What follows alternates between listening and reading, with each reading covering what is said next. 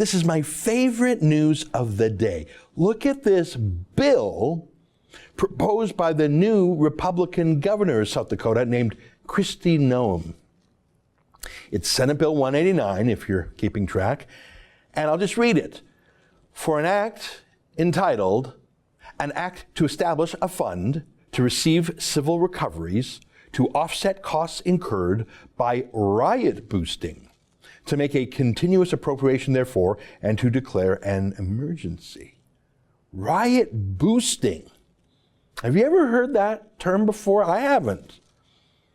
It's exactly what it sounds like, though. Let me read a little more. It's a pretty short bill. It's only 3 pages, this proposed law.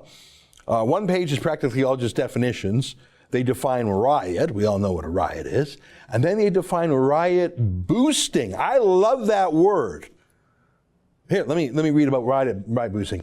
In addition to any other liability or criminal penalty under law, a person is liable for riot boosting jointly and severally with any other person to the state or a political subdivision in an action for damages if the person participates in any riot and directs, advises, encourages, or solicits any other person participating in the riot to acts of force or violence.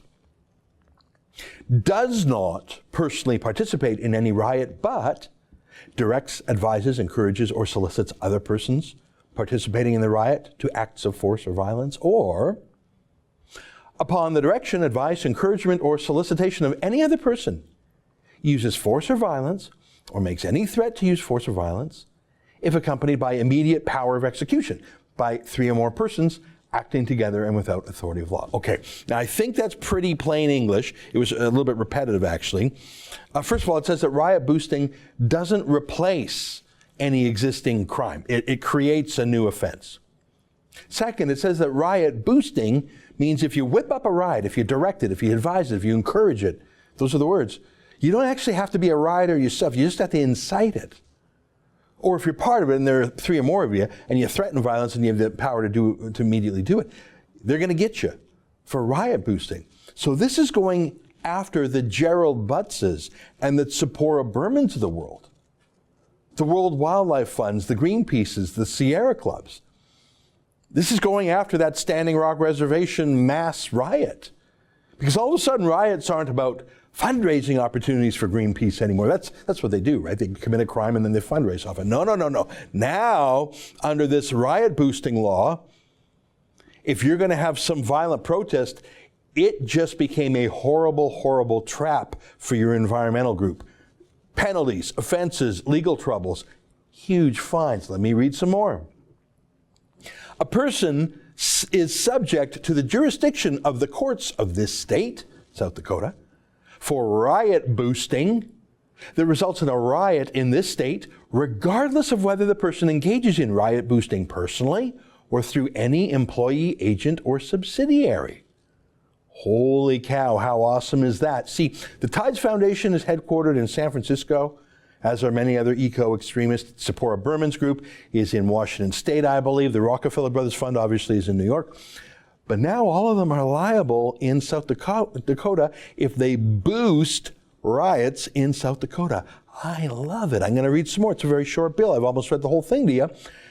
The plaintiff in an action for riot boosting may recover both special and general damages, reasonable attorney's fees, disbursements, other reasonable expenses incurred from prosecuting the action, and punitive damages.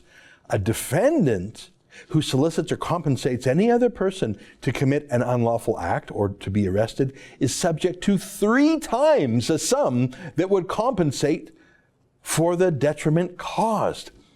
Triple damages? So if you do $1 million worth of damage to a pipeline, get ready to pay triple that, $3 million. Yeah, Greenpeace can stay away. Just one more quote. It's a short law. I've read almost the whole thing to you. There is established in the state treasury the Riot Boosting Recovery Fund. Money in the fund may be used to pay any claim for damages arising out of or in connection with a riot or may be transferred to the Pipeline Engagement Activity Coordination Expenses Fund.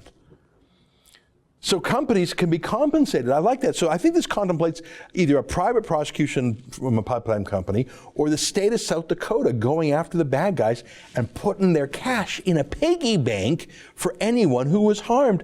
How amazing is that? Hey, I have a very, very, very simple question for you. If you were Greenpeace, if you were Tzipora Berman, if you were any of these hucksters on the hard left, would you do your rioting in South Dakota anymore once this law is passed? Or would you go somewhere else without a riot-boosting law, like maybe Portland, Oregon? Yeah, exactly. That's an excerpt from the Ezra Levant show. Every day, I do a video monologue, and then I interview an interesting guest, and then I end by reading my hate mail. But you've got to subscribe to it, which you can do at therebel.media/shows.